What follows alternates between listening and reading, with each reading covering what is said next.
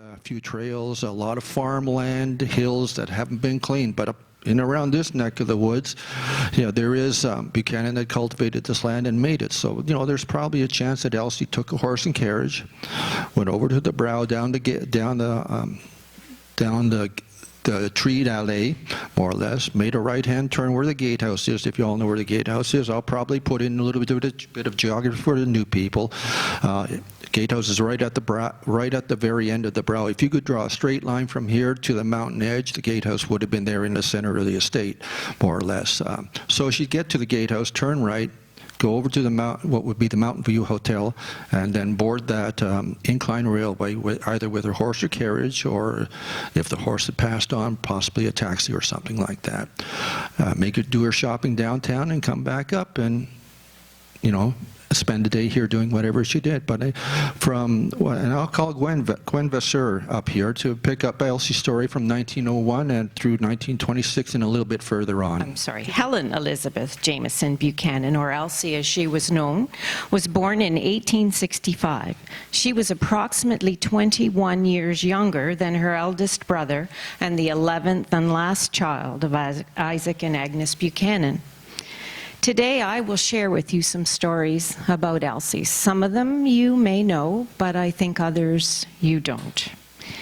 In 1874, Isaac, Agnes, two of their sons, Robert and Douglas, and Elsie leave their beloved Auchmar and move to 95 James Street South. Elsie was 9 years old. As we know, in 1901, Elsie's brother James, and perhaps with some help from the other siblings, purchases Auchmar, and Elsie establishes a home for her globe-trotting brothers and sisters, and they would return as they wished. They sent home trunks full of things that they no longer needed or had room for, but couldn't bear to part with. At one point, she was storing 42 of these trunks. What were in the trunks? What were in the trunks, Gwen? As far as I know, just treasures that they couldn't bear to give up. So I don't know exactly what was in them. Elsie is working with a woman by the name of Marie Rattay. She's the head of the Home for Girls in Toronto. Marie has graduated from the Methodist National Training School and is now a Presbyterian deaconess. Elsie took care of the secretarial duties, and Marie ran the home. If you would to the next one. One of the problems that persisted was the difficulty that the girls had finding employment after having had their babies. Some of these girls would return home, but the majority of them needed a position either to train as a nurse or to go into domestic service. And most importantly, they needed a letter of reference, something to get them started. And I think it's a typical, the old catch-22. Elsie needs help at this point running Auchmar, and Marie needs help training her girls. And so it is. In approximately 1916, Marie Rattay arrives with her adopted daughter at Auchmar. She brings 10 girls, one of them who's chosen to keep her baby. And you can imagine the gossip that began. The girls worked in the vegetable garden. They worked on the grounds. They tended the animals. They did all the chores inside the house here. They had a very extensive training period. Now, you may be wondering what my connection is to Auchmar and Elsie Buchanan. My mother was the baby daughter, or the adopted daughter of Marie Rattay. And she remains part of Elsie's life until Elsie passes. In the year 2000, my mother decides it's time to write her memories of life at Auchmar. She's 85 years old, but the details that she is able to recall are unbelievable. And from these writings, I would like to share a few of her stories. I think you know who this is. This is Elsie. The first story I'm going to share with you is, and I'm going to read them as my mother wrote them. I was about 5 and playing in the area just outside the west door. There was a wooden walk from that door to the West 5th Street, and some wooden steps down to a doorway in the wooden fence. Some boards were loose on the steps, and Aunt Elsie had taken a hammer and some nails to fix them. Now, Aunt Elsie was rightly called the lady. She was always calm, rarely showed emotion, when suddenly she started yelling at me to get in the house. Never before or since had she yelled at me like that. I got in pronto, and when safely inside, looked to see what the commotion was all about. She was headed up that path as fast as her long skirt would let her, followed by a swarm of insects, hornets, wasps, I don't know. I wasn't harmed, but the fact that the unflappable lady could get into such a tizzy has left me with a fear of bees and wasps. I think we can all just sort of picture the petticoats flying, the skirts flying, the hairpins coming out. She was sailing. If you would, the next one there, please, Terry. This is a second story. I was down looking at the raspberries. Most of them are ripe. If it's a good day, we should plan to pick them tomorrow. The day dawned perfect. So right after breakfast, while a couple of the girls washed up, Marie and the other girl made up the picnic baskets. Then, with our sunbonnets tied under our chins, for the sun is hot in the berry patch, we are off. I get to carry one of the pails. Kelly begged for one too, but Marie said, no, he slobbers when he carries things. I was going to say he wouldn't do that, but then I remembered he did slobber when he carried things. Can you do the next one? We reach the patch, and Elsie arranged the food in the shady summer house. With Kelly's help, she opened the shutters so that the wind would blow through. The rest of us take our pails into the black raspberry patch. The black ones are much plumper and tastier than the red. We always pick them first. Then, if we do not have enough, we'll top up our pails with red. Long ago, when the berries were planted, they were probably in neat rows, but now they are in a wild tangle. One of the girls is thirsty, so she grabs the water pail, heads for the pump. The first couple of pails are very rusty, but after that, they're not too bad. Maybe there was loose rust in the pipe.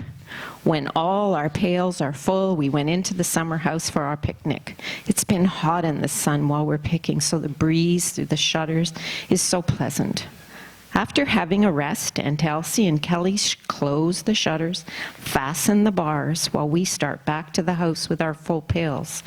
Mine is so heavy, but one of the girls gave me the empty water pail and carried my pail of berries as well as her own all the way back. She must have been strong, because when I asked her if they were too heavy, she just laughed. When we got to the house, the berries were put into the cool cellar. Tomorrow they'll be made into jam and preserves, except for the ones we're going to have tonight with our cottage cheese and bread and butter. Very interesting. The ladies in the back, you've probably all seen the picture circulating on the net or a few websites of the summer house. There's a couple of other ones, and this is an unusual one where there are two ladies there. I've seen a picture with one lady on it. Perhaps you can identify the ladies for us at some time. Yes, of course, so happily. On the left-hand side, you will see Marie Rattay. On the other side is Miss Wiggins. And I think you know about Miss Wiggins as I do well. indeed. And that's a backstory for after later on. Oh, okay, yes. I've another story here I've chosen. The big northeast room is Jane's room, and today there is a flurry of activity, for we're expecting her to visit.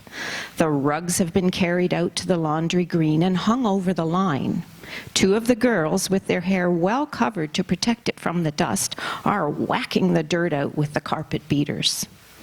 Another of the girls has been scrubbing the floor. The bed has been freshly made up with an eiderdown folded at the bottom. Of course, the brass bed is gleaming, not a fingerprint to be seen nor a speck of dust to be found.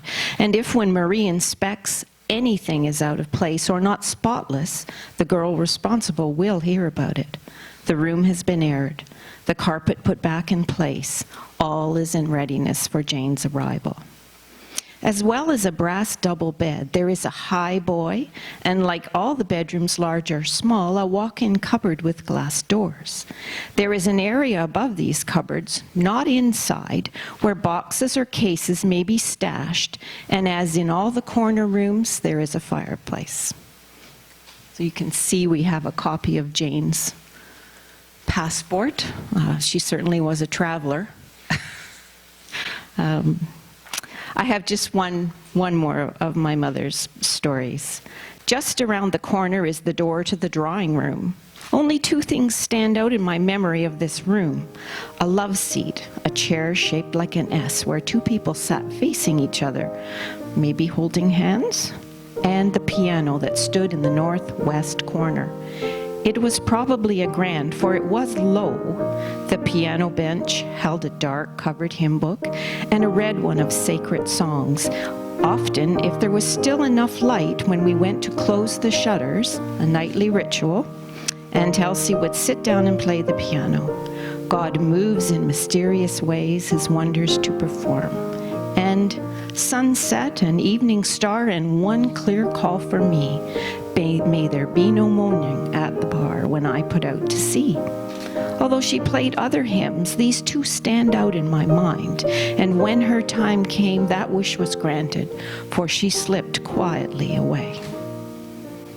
That's my fourth that I chose to share.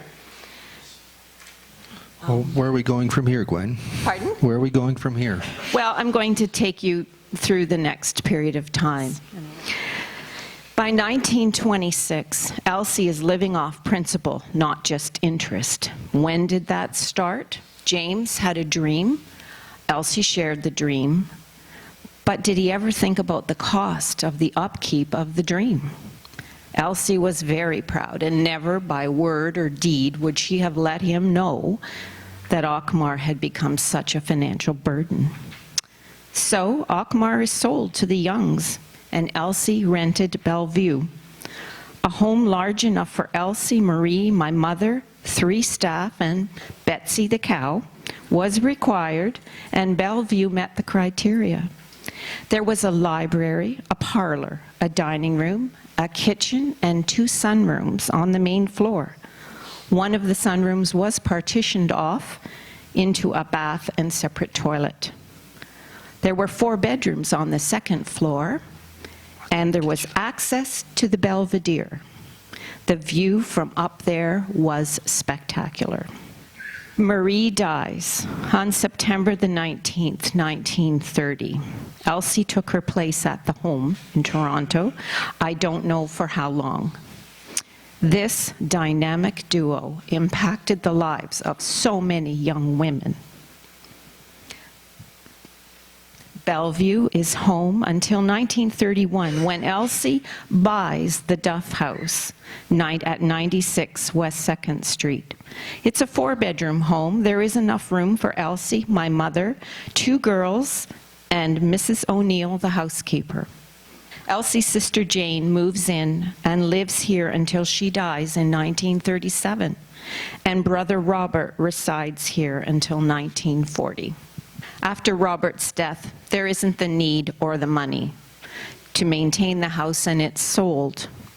Following a brief stay in Toronto, Elsie moves to Penmarvian Place in Paris, Ontario. Penmarvian was a home for Presbyterian clergy and their wives and other church workers. In the late 1940s, a broken hip sends her to a hospital and then to St. Peter's for rehab. Now, institutional life does not suit Elsie, and in approximately 1948, she moves in with my parents, who are living in Stony Creek. The next move she makes is with them to Bimbrook. My mother cares for her until she dies on March 27, 1951. I was told that I kept her amused with my chatter and antics, for in her last days she was completely bedridden. Our mother died in 2002, So now the jewelry, photos, personal mementos, silver pieces, glassware, and china are entrusted to me and my brother to treasure and care for until such time as they can come back here to Auchmar. Since becoming members of the Friends of Auchmar, we've had the opportunity to share our mother's stories with people who love it as much as she did. And we now realize how important and how absolutely priceless they really are. Thank you.